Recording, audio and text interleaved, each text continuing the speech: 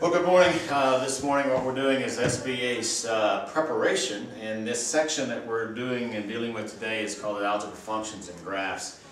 It's in the booklet that we're using, and we have this many. We've got 23 different sections of information that we're going to be having to go through today in an hour's amount of time. So what we're going to be looking at is about 2.5 minutes per section. I'm going to go through them individually. The scholars that are here, they'll be asking individual questions in those sections. I'll take maybe one per section. But it's sort of an attempt to be able to get you prepared for that standard-based assessment and be able to be prepared for that in this section. Last week we did geometry trig. Today we're doing algebra functions and graphs. And we're going to look at these 23 different categories. So I'm going to start with the first one, absolute value, and give a 2-minute time frame for us to be able to look at that. We're looking at the problems,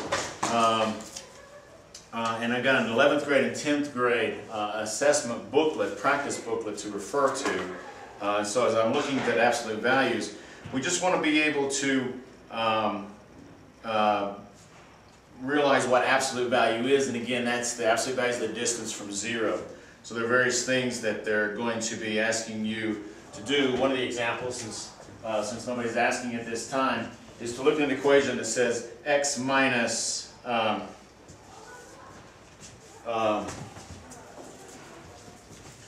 me just find one in this section better than the one I was looking at to be able to determine what an absolute value solution would be. Sort of like 3x plus 4 equals 10. If you're asking to solve that absolute value equation, you're going to be writing two equations. Again, absolute value means distance from zero. Well, what 2 points on the number line has 10 distance from zero? Positive and negative 10. So what you're going to be writing is two equations with these absolute values. And you're going to set that both to positive 10, which is one of the points that's 10 units from zero, and then setting it equal to negative 10, which is the second point down the number line that's 10 units from zero. And again, solving for both of those, we simply get them, we just use our algebra skills to be able to isolate that variable on both sides and get the two values that x could be, that would be 10 units from zero when you plug it in. The value of 2 and the value of negative 4/3. So that's absolute value, being able to understand that concept of absolute value in the algebra world. We could also look at absolute value inequalities. So instead of an equal sign, it would be greater than or less than, but you'd approach it the same way, writing two inequality statements or sentences, equations, in solving for both of those. So that's absolute value. The next section is algebraic expressions. And so what they're going to be wanting you to do is to be able to read some English, translate it into math, write some equations, and then solve for those. So if they gave you an algebraic expression,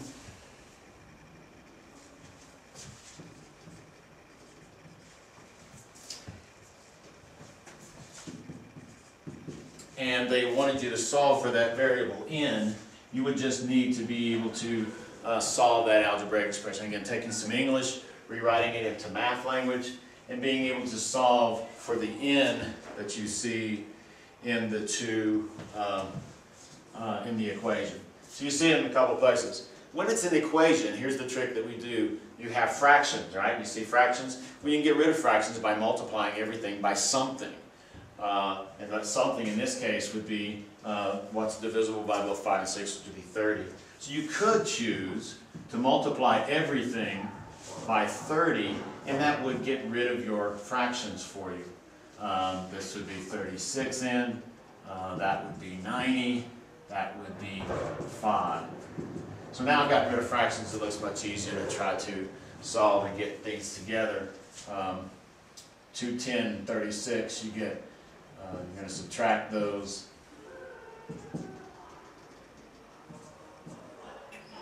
And as long as you're subtracting correctly, I'm going to move this 5 over here. So it's going to become negative 5, so I would subtract that as well. And then I'm going to divide by So again, I'm not really teaching the lesson, I'm just trying to show you what's going to be on the test and some skills that you need to be able to develop. So that's algebraic expressions. Let me check my time and see how we're doing on that particular lesson. Algebraic expressions, know how to do that. So we're right on track. Next section would be classifying real numbers. And we have different classes of real numbers, the numbers in the real number system. We have counting numbers. Counting numbers are like our Sesame Street numbers. They start with 1 and goes to 2 and 3 and gets bigger as we go. It's a counting number set or subset of the real number system. We have whole number sets. That's the same counting number, but we just add 0 to it. So we'll be able to know what's in that subset of whole numbers, counting numbers, whole numbers. Let me think. How about rationals? We call rational numbers, actually let me offer one in front of it first, integers. Integer numbers, we have, those are counting numbers, whole numbers, and they're positive and negative. So we just add on this end, -2, -1 going to the left, but they're all counting numbers, including 0. So it's the whole number set, but it just adds the negatives on that negative side. Now let's talk about rationals. Rational numbers. Rationals are things that can be written as a fraction or a decimal that repeats or has a pattern. So it's a fraction or decimals. And specifically decimals that have an ending, like 0.25. Or it's a pattern that repeats. It doesn't end, but it keeps on going, like 0.33333. Those are considered to be rational numbers. It can be written as a fraction or a decimal that ends or repeats in a pattern. And then we have more irrational. Irrational numbers are things like square roots of 2. Those are numbers that cannot be written as a fraction, or a decimal that ends, or a decimal that repeats a pattern. Like a square root of 2, or the number pi, or e, or those irrational sets that we are numbers that we're familiar with in that set. All of those together, those are all called what we call real numbers. Be familiar with those sets. I'm checking my time. A little bit run over now. So that's what we call them. Be familiar, being able to identify the classifications of real numbers that we work with in algebra. Exponentials is the next section. We're talking about exponential functions. By the way, all the concepts here in Algebra Functions and Graphs are things that you should have been learning in your Algebra 1 class and your Algebra 2 class for most schools and what they call them and what they've been identified as. So in your Algebra 1 and Algebra 2, exponentials will probably be in your Algebra 2, or what we call here at the Academy, Algebra Functions and Graphs. We may or may not have gotten to it, but any of the concepts that may be on this test that you haven't actually seen in class, no, that's going to be a pretty small number, especially if you've been attending here the Ask Academy. Exponentials, we may not have gotten there in Algebra 2 yet, or Algebra Functions and Graphs, but most of our Algebra Functions and Graphs kids are sophomores, and so we're okay with our curriculum. But know that exponential functions, graphs that take this kind of pattern, that grow very quickly, or come like this, they decline very quickly. Those are exponentials. And so it's a function that has a variable, that has a base, a number, being raised to the variable. We'll call it exponentials because in the exponential place, we have things that vary. So be familiar with that. Know that's going to be, some element could be on the SBA exam.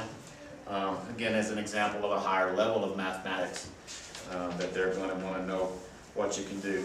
Exponents, not so high with there. Just be familiar with how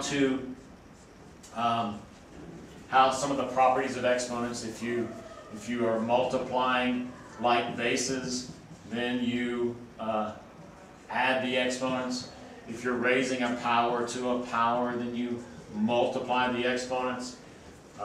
If the bases, if you're asked to add things, again, those are like terms. You can only do that when the exponents are the same, when the terms are the same. So just be familiar with the exponent properties. There'll be things that they ask you to do and answer and simplify with exponentials. And the exponents, and then also roots. Understand what this symbol is and how to simplify or do things when you see exponents and roots, and know how to simplify those things, pulling out the next square out of the square root, and being able to work with roots as well. I'm trying to look at what they're doing here with roots. I think at this level, what they're going to ask you to do is just be aware of what that means. And it means that we're looking for a number that multiplied times itself twice, because it's the square root, is 3. A square root of 25, you should understand you get 5, or plus or minus, okay? A number, 5, that multiplied times itself is that 25 underneath it. So just be familiar with exponents and roots and the symbols and how to use them. No, that's on the test. So where are we?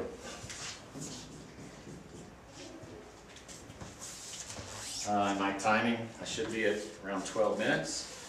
And we're doing just fine. Okay, how you doing? You know it's okay? Yeah, that's what the SBA, we're getting more familiar with some of the math content that they're going to be having on the test, so that you know where to go and get familiar and work on that, work on those concepts. Okay, so let's keep going. Exponents and roots. Want to be able to factor polynomials. And again, that's more in the Algebra 2 or the Algebra Functions and Graphs class. But if we have polynomials that we want to be able to factor, you need to be able to see things both in the quadratic or the second degree polynomial form, and be able to factor that into two pieces. Okay? Two things that multiply to 6x squared, and then plug in things that multiply to 5. Yet when you check your outside inside, that product adds to 9x. So I'll take a couple of seconds to do this as an example. Again, 1 and 5 only has those factors, 1 and 5. So now I check. I got 15, 3 times x, 3 times 5, 15x. And then 2x, 15x. 2x does not add to the 9. So I'm going to change my position with those. 3x and 10x does not add to the 9. Okay? So what that tells me is that I needed to choose something besides 2x and 3x that gets to 6x squared. So I'm going to try this. Checking again. 6 and 5 does not add to 9. Switching 1 and 5, now I'm getting 30 and 1. That doesn't add to 9 either. But that's the process. And maybe they gave you a problem here where it doesn't actually factor. And that actually doesn't. Okay? But again, that's the process that you'll go through. I wrote the problem down wrong. It should be 19. So anyway, that's the process in how to factor polynomials that are quadratic or second degree.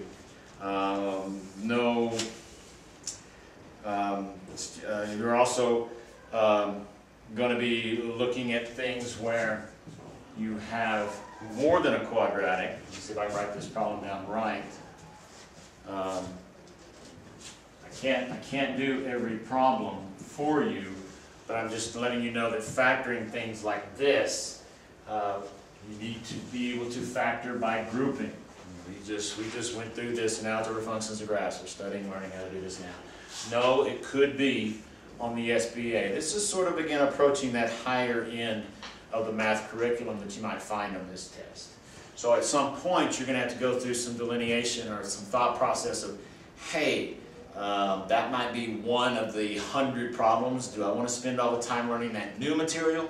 Or do I want to really focus on reviewing those things that I've been through in class and I've had some experience at growing some muscle and understanding toward just to review those things? So you just have to go through that thought process. Factoring polynomials. That's the kind of things that we're going to be, could possibly be on the SBA. Linear functions. Guarantee there will be considerable things on the test about linear functions.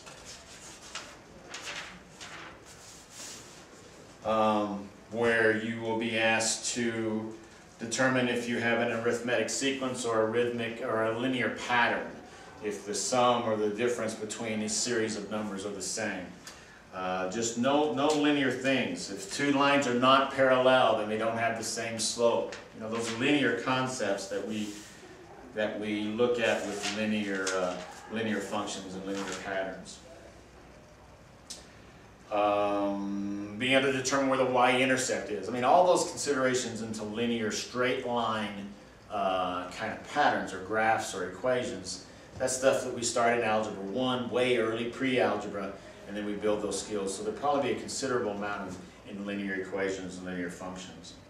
Literal equations. They'll be asking you to look at things that represent literal things in life. Kind of some like a word problem kind of considerations. Be familiar with literal equations and what things we have there for you to be able to practice modeling things that are literally in the world. Order of operation. Yes, sir. PEMDAS. Hold on just a minute. And it's somebody's number 1, it says solve the equation. Do you get a fraction? Can't tell you, it's a test. Those things, PEMDAS is kind of the order of operations. Those things that we want to do. Parentheses are grouping symbols and exponents, and then you do multiplying and dividing and adding and subtracting. My goodness gracious, you've got to have strength in that. To be able to look at an expression that they give you and be able to determine or isolate the value for using the order of operations that you've been given to be able to do it properly, like 8 times -4 to the 3rd power times -2 plus a -6, closing that parenthesis and then adding plus 5 squared. So you need to be able to know what to do first, doing the parentheses or the grouping symbols, operations that you see in there. Here's not an operation, it's just a number, distinguishing that this is an operation. You want to do those things first. And so -2 plus a -6 is a -8. I think that's a times. It's not typed, so it's not an X. These are being multiplied. Then once you've got all that done, then you look at the powers. You want to do the exponents first, so you're going to power this, or -64 is what that becomes. Again, you're multiplying those, and multiplying that times -8, and then you did that power, 25. So just now you know you do multiplying and dividing, and then you do adding and subtracting last. Again, that's PEMDAS. That should be, wow, at this time, if you're a junior in high school, that's got to be like blinking, second nature. There's no way of confusing that and not understanding what to do. Do not. So those are things that you need to be able to work on with order of operation or PEMDAS. Patterns. They're going to ask you to use the math skills of being able to see patterns in numbers and recognizing how to respond to that, where you have a list of numbers and you can tell what is missing in those, or looking at